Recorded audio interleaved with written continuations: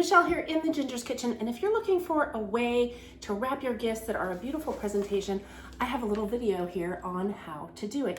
Now you can decorate these with all kinds of different things. You can use ornaments as part of the gift. You can use one of the slots for a Christmas card or gift cards, whatever you want to do. So just follow along this tutorial and you'll see how it's done.